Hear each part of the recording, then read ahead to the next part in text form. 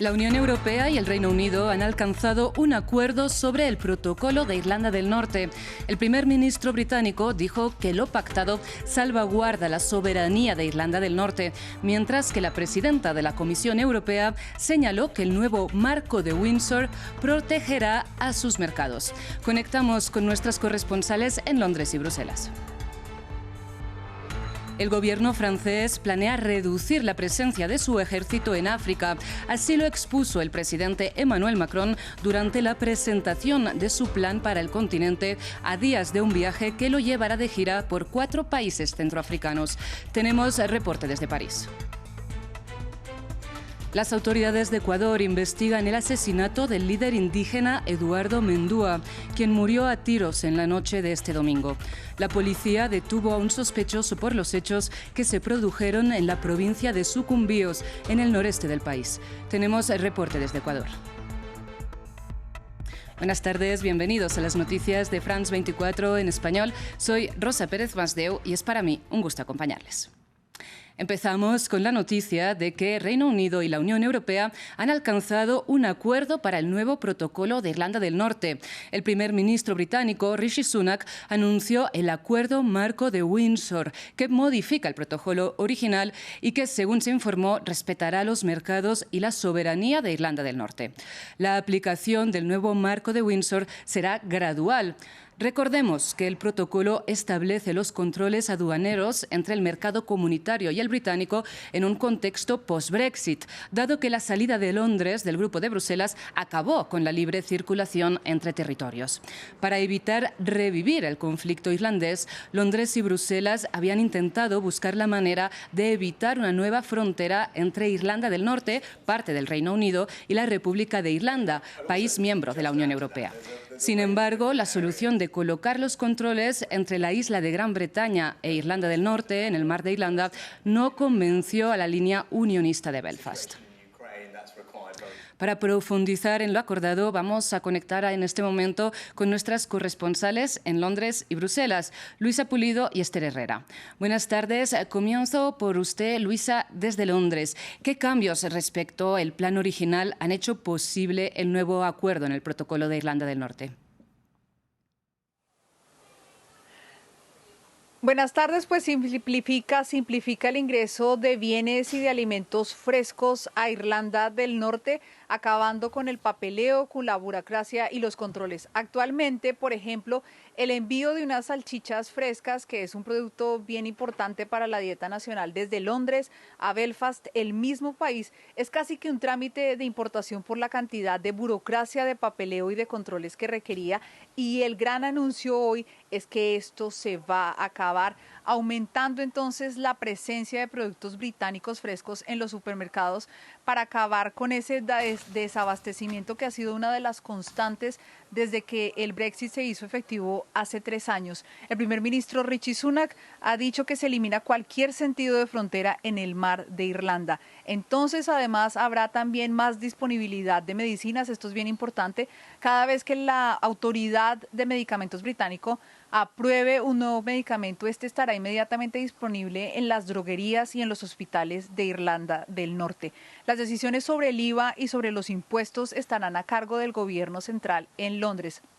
Ahora viene una parte bien compleja para el primer ministro y es tratar de vender este acuerdo en el Parlamento. Necesita 2 apoyos bien importantes. Primero, los de los euroescépticos de su partido, el Partido Conservador, que como sabemos tantos dolores de cabeza han causado a los antecesores de Sunak por no querer tener ningún tipo de relación con la Unión Europea, y también con los unionistas de Irlanda del Norte, que son fundamentales para que se restablezca el poder político en Belfast, en Irlanda del Norte. Así que empieza esta noche la carrera de Rishi Sunak por tratar de convencer a su partido, al Parlamento, a los unionistas de Irlanda del Norte, que este es el mejor acuerdo que pudieron lograr entre Londres y Bruselas. Luisa, muchas gracias. Vamos ahora con la otra parte, con la europea. Esther Herrera, desde Bruselas, le pregunto, ¿qué concesiones ha hecho la Unión Europea para alcanzar este acuerdo?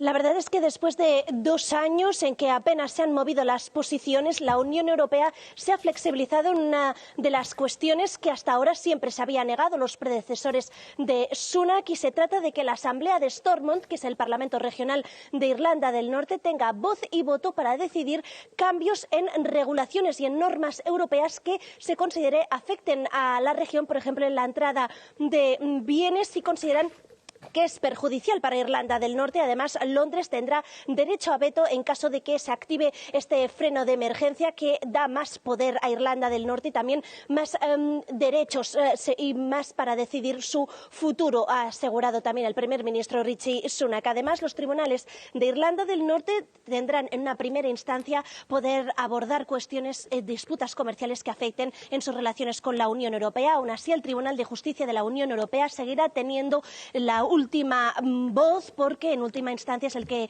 habla en nombre del derecho europeo y también en el nombre del mercado único. Esta cuestión, el papel del Tribunal de Justicia de la Unión Europea, es una de las cuestiones que habían envenenado más las relaciones entre Londres y Bruselas, pero aún así es una mayor concesión, así lo ha admitido la presidenta de la Comisión Europea, Ursula von der Leyen, pero dice que las concesiones son necesarias en pos de la estabilidad y a favor de la paz en Irlanda del Norte. Pero para Bruselas todo esto se trata de un nuevo capítulo en las relaciones entre Londres y Bruselas. Se trata de algo histórico y eso se ha podido ver claramente en el buen entendimiento y en las buenas palabras que han mantenido tanto Sunak como von der Leyen hoy.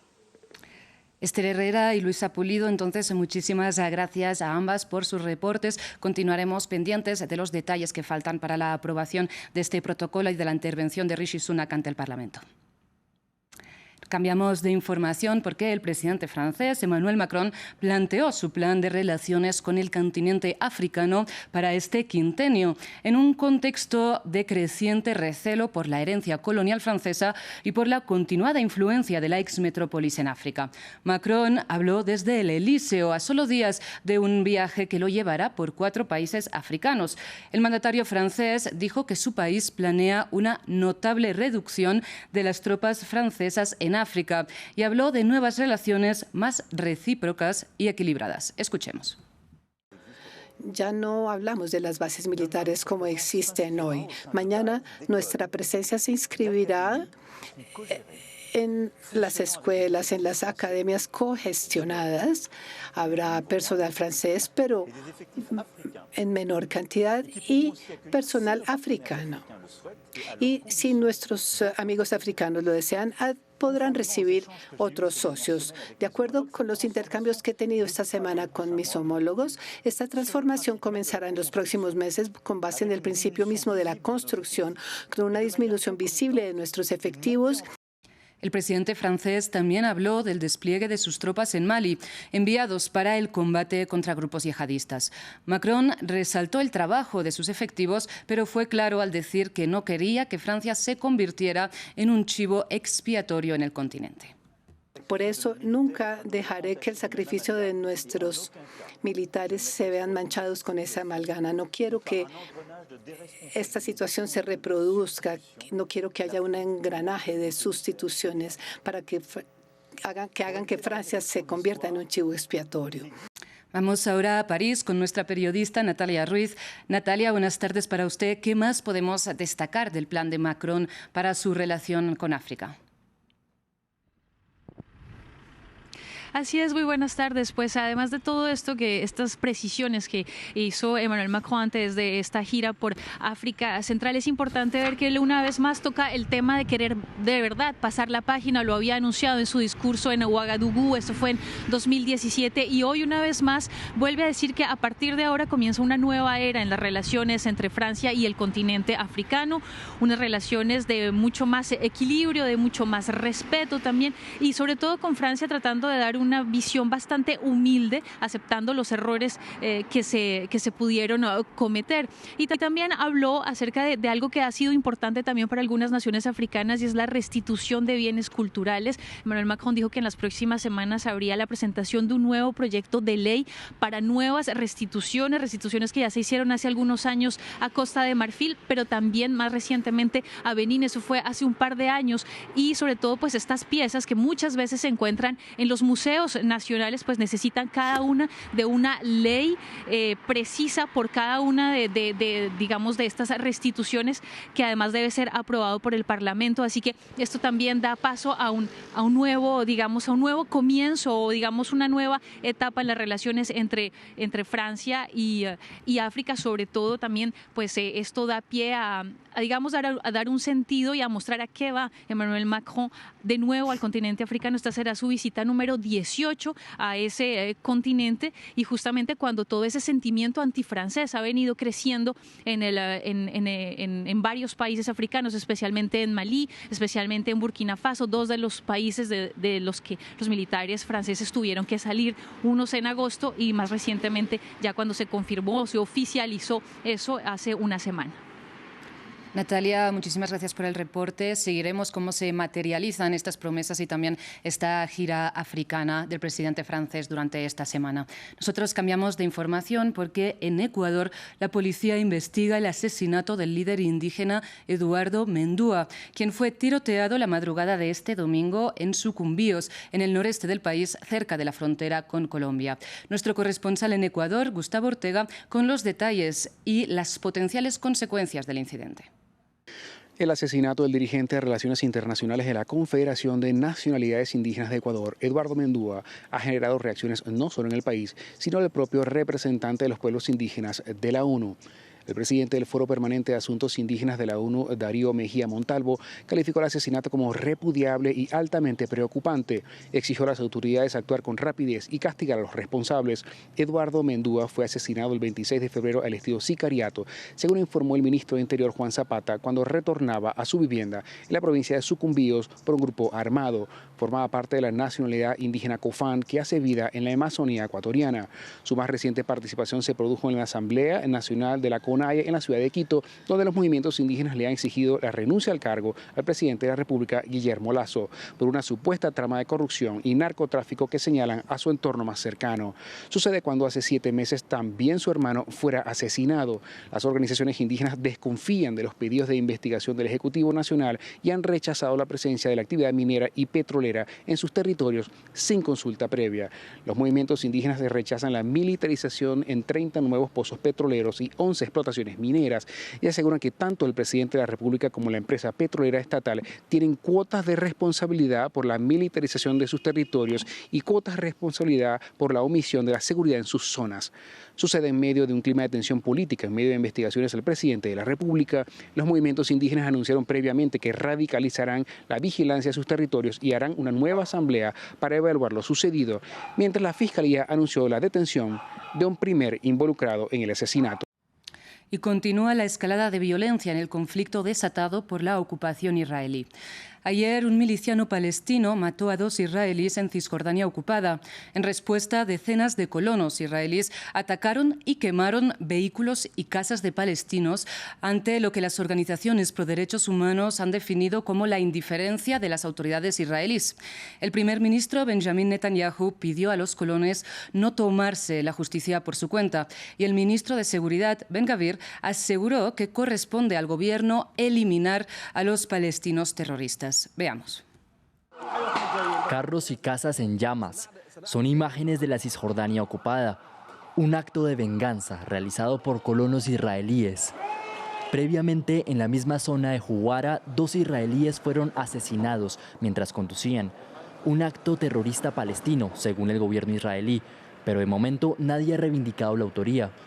Ante este recrudecimiento de la tensión en los asentamientos, Benjamin Netanyahu llamó a la calma. Las fuerzas de defensa de Israel y las fuerzas de seguridad persiguen actualmente al asesino. Lo encontraremos, lo capturaremos y nos ocuparemos de él. Les pido, aunque la sangre siga caliente y los ánimos caldeados, que no se tomen la justicia por su mano y dejen que las fuerzas de seguridad hagan su trabajo. En el lado palestino, las autoridades han contabilizado al menos un muerto cerca de Nablus. En esta misma ciudad tuvo lugar hace unos días la última de las numerosas incursiones de las fuerzas israelíes. Estos ataques se han multiplicado desde que Benjamin Netanyahu asumió el poder hace 2 meses. Solo desde principios de este año han muerto al menos 63 palestinos y 11 israelíes. Un recrudecimiento de las tensiones a la vez que representantes palestinos e israelíes se han comprometido a una desescalada en la región tras una reunión en Jordania. A ustedes muchísimas gracias por su atención. Sigan con más información en France 24 y France24.com.